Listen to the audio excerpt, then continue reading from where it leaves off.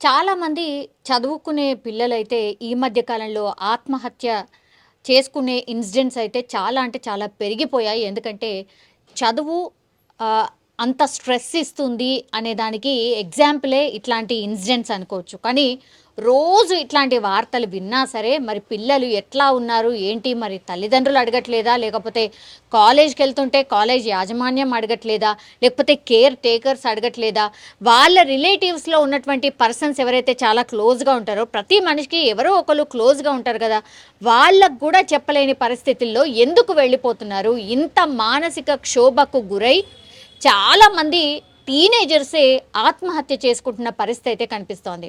Again ఇట్లాంటి ఇన్సిడెంటే జరిగింది. అదెక్కడ అంటే విజయనగరంకి సంబంధించి నెల్లిమర్ల మిమ్స్ మెడికల్ కాలేజ్‌లో చదువుతున్నటువంటి ఒక విద్యార్థి. ఆయన పేరొచ్చేసి సాయి మణిదీప్. ఆయనకు 24 సంవత్సరాలు. అంటే ఆహ్, మెడిసిన్ చదువుతున్నటి విద్యార్థి ఎవరైతే ఉన్నారో ఆయన సూసైడ్ చేసుకొని చనిపోయిన పరిస్థితి అయితే కనిపిస్తోంది. మొన్నటి వరకు కూడా మనకు తెలుసు కార్పొరేట్‌కి సంబంధించిన కాలేజెస్‌లో చిన్న చిన్న పిల్లలు inter first year, second year చదువుతున్న పిల్లలు, లేదంటే డిగ్రీ చదువుతున్న పిల్లలు ఇట్లా చాలామంది ఆత్మహత్య చేసుకొని చనిపోతున్నారు. చాలా కేసెస్ అయితే ఉరి శిక్ష అంటే ఉరి వేసుకొని చనిపోతున్న పరిస్థితి అయితే మనకు స్పష్టంగా కనిపిస్తోంది. కానీ ఈ ఇన్సిడెంట్‌లో మాత్రం ఆయన పురుగుల మందు తాగి చనిపోయిన పరిస్థితి అయితే కనిపిస్తోంది. ఆయన ఒక లెటర్ కూడా రిలీజ్ చేశాడు.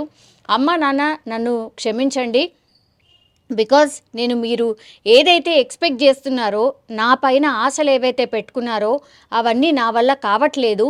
అందుకనే నేను చనిపోవడమే శరణ్యం అనుకున్నాను. అందుకే నేను ఇట్లా పిచ్చోళ్ళలాగా తిరగలేను. నాకు అసలు ఆలోచిస్తుంటే అసలు నేను good for nothing or eligible for nothing అనిపిస్తుంది. అందుకే నేను సూసైడ్ చేసుకొని చనిపోతున్నాను అంటూ ఈయన లెటర్ రాసి చనిపోయిన పరిస్థితి అయితే కనిపిస్తోంది. ఈయన ఏం అంటే టీనేజ్ అంటే నిజంగానే ఈయన కూడా 24 అంటే టీనేజే. అంటే ఏమీ అర్థం కాని పరిస్థితుల్లో ఆయన ఈ డిసిషన్ తీసుకున్నాడు అనుకోవచ్చు. కానీ మెడిసిన్ ఇది ఎంత హార్డ్ ఉంటుందో మనందరికీ తెలుసు. చాలా అంటే కొన్ని ఇయర్స్ పాటు చదివితే కానీ మెడిసిన్‌లో సీట్ కొట్టలేరు. మెడిసిన్‌లో సీట్ కొట్టాలన్నా చాలా చాలా కష్టం. చదవాలన్నా చాలా చాలా కష్టం. వాళ్ళకి ఎగ్జామ్స్ ఉంటూనే ఉంటాయి. అంటే స్పెషలైజేషన్ కావచ్చు, పీజీ కావచ్చు ఇట్లా అంటే కంటిన్యూషన్ స్టడీ ప్రాసెస్ అనమాట. ఆయన మెడిసిన్‌ని నేను అంటే మెడికల్ విద్యార్థిగానే ఎంబీబీఎస్‌లని నేను చదవలేకపోతున్నాను. నేను మీ యాంబిషన్‌ని పేరెంట్స్ అనుకున్న విధంగా నేను చదవలేకపోతున్నాను. కాబట్టే నా వల్ల ఈ స్ట్రెస్ నేను తట్టుకోవడం నా వల్ల కాదు అంటూ ఆయన సూసైడ్ చేసుకున్న పరిస్థితి. స్పష్టంగా ఆయన చెప్తున్నాడు. మీరు తల్లిదండ్రులు మీరు నా మీద ఏదైతే ఆశ పెట్టుకున్నారో నా వల్ల కావట్లేదు. అందుకనే నేను ఇది తీసుకోలేకపోతున్నాను. అందుకే ఇంకా ఆత్మహత్యనే శరణ్యం అనుకునే నేను ఇంకా చనిపోతున్నాను అని స్పష్టంగా ఆయన ఒక లెటర్ రాశాడు తల్లిదండ్రులకి అండ్ తోబుట్టువులకి ఆయన లెటర్ రాసి చనిపోయిన పరిస్థితి కనిపిస్తోంది. అమ్మ నాన్న మీరు నా నా తోడబుట్టువులు ఎవరైతే ఉంటారో వాళ్ళని మంచిగా చూసుకోండి. నా వల్ల అవ్వట్లేదు. మీరు ఏదైతే ఎక్స్పెక్ట్ చేసిండ్రో అంటే నేను ఒక మంచి సక్సెస్ఫుల్ డాక్టర్గా కావాలని నా మీద ఏవైతే ఎక్స్పెక్టేషన్ పెట్టినరో అది నేను మీ కలల్ని నెరవేర్చలేకపోతున్నాను. అందుకే నేను సూసైడ్ చేసుకున్నాను అంటూ ఆయన సూసైడ్ లెటర్ రాసి చనిపోయిన పరిస్థితి కనిపిస్తోంది. ఈ ఒక్క విద్యార్థే కాదు. చాలామంది విద్యార్థులు ఈ మధ్య కాలంలో చాలా స్ట్రెస్లో ఉండి చనిపోతున్నారు. వాళ్ళని పట్టించుకునే నాదుడే లేడు. తల్లిదండ్రులకు చెప్పినా సరే ఒక 15 రోజులో 20 రోజులో హోమ్ సిక్ అని ఇంటికి తీసుకెళ్ళి మళ్ళీ దిగబట్టి వెళ్తున్నారు.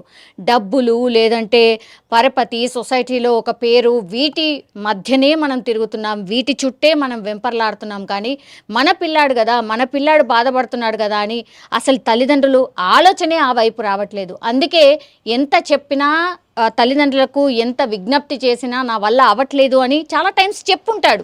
ఆయన స్పష్టంగా చెప్తున్నాడు నా వల్ల కావట్లేదు అందుకే నేను చనిపోతున్నాను అంటే వాళ్ళ తల్లిదండ్రులకు ఆయన చెప్పే ప్రయత్నం డెఫినెట్లీ చేసి ఉంటాడు. అయినా సరే వాళ్ళ తల్లిదండ్రులు బుజ్జోగించో ఇంకేదో చెప్పో ఇంకో లాలించో మీ ఫ్రెండ్స్ ఇలా ఉన్నారు చూడు, మీ ఫ్రెండ్స్ ఇలా చదువుతున్నారు చూడు, నీకు కూడా అవుతుంది, నువ్వు ఎంత పెద్ద ర్యాంకర్వి, నువ్వు టాపర్వి కాబట్టి నీకు ఇది అసలు ఏమాత్రం కూడా ఈ స్టడీస్ నీకు చాలా తేలిక, నువ్వు కాన్సన్ట్రేట్ చేయట్లేదు అనేసి ఇట్లా మోటివేట్ చేస్తూ తల్లిదండ్రులు పిల్లల్ని మళ్ళీ అగైన్ అంటే వాళ్ళకు ఊబి, ఎవరైతే ఈ పిల్లలు చనిపోతున్నారో వాళ్ళకు ఒక రకంగా అది ఊబి అనమాట, ఊబిలోకి తోసేస్తున్నారు. సో ఇది చేయకండి దయచేసి. పిల్లలు సూసైడ్ చేసుకోవడానికి రీజన్ ఏంటంటే ఎస్పెషల్లీ కాలేజ్లో చదువుతున్నటువంటి ఎన్విరాన్మెంట్, దెన్ పోనీ కాలేజ్లో అలా ఉంది, ఇంటికి వచ్చి మన బాధలు చెప్పుకుందామంటే తల్లిదండ్రులు కూడా వినే పరిస్థితి లేదు. అందుకే రెండిటి మధ్యలో నలిగిపోయి ఇట్లా చనిపోతున్న పరిస్థితి. పోనీ ఇట్లా ఉంది సిట్యువేషన్ అంటే ఎవరైనా సరే డాక్టర్ని కన్సల్ట్ చేస్తున్నారా, మీ పిల్లల్ని తీసుకెళ్ళి చూపెడుతున్నారా? అది కూడా చేయట్లేదు. కొన్ని సందర్భాల్లో చేసినా మళ్ళీ మెడికేషనో చేసిన తర్వాత అగైన్ మళ్ళీ తీసుకెళ్ళి దిగబెడుతున్నారు. లేదంటే ఒక సంవత్సరం పోతే పోయింది అని ఏ తల్లిదండ్రులైనా అట్లా ఆలోచిస్తున్నారా? ఇట్లా ఆలోచించట్లేదు కాబట్టే పిల్లలు ఇలాంటి ఆలోచన చేస్తున్నారు, చనిపోతున్నారు. పిల్లలు చనిపోయిన తర్వాత మీరు ఏం చేస్తారు? ఆయన ఉంటేనే కదా మీ సొసైటీలో పరపతో ఇంకోటో. ఇప్పుడు మీ పేరు మీదనే ఆర్ ఆయన అనుభవిస్తున్న స్ట్రెస్నే లెటర్ రూపంలో రాసి చనిపోయిన తర్వాత సొసైటీలో మీకు ఏముంటుంది? సొసైటీలో మీ గురించి ఏమనుకుంటుంది? సో అదైనా ఆలోచించండి, అట్లయినా ఆలోచించండి. సో పిల్లల గురించి అయితే డెఫినెట్లీ తల్లిదండ్రులు, ప్రతి ఒక్క తల్లిదండ్రులు ఆలోచించాల్సిందే. మీ పిల్లడు ఒకవేళ చదవలేకపోతున్నాడు అంటే ఇయర్ వేస్ట్ అయినా సరే ఆయన ఎందులో ఇంట్రెస్ట్ ఉన్నాడో దాంట్లో వెళ్ళి చదివించే ప్రయత్నం చెయ్యండి. ఆయనకు కొంత టైం ఇవ్వండి. లేకపోతే ఇట్లాంటి కన్నీటి గాథలే చాలా వినిపిస్తున్నాయి ఈ మధ్య కాలంలో. సో తల్లిదండ్రులు అండ్ ఎవరైతే కాలేజీలో చదువుతున్నారో వాళ్ళు పిల్లల్ని కొంత పట్టించుకోవాల్సిన అవసరం ఉంది, అబ్జర్వేషన్ పెట్టాల్సిన అవసరం ఉంది.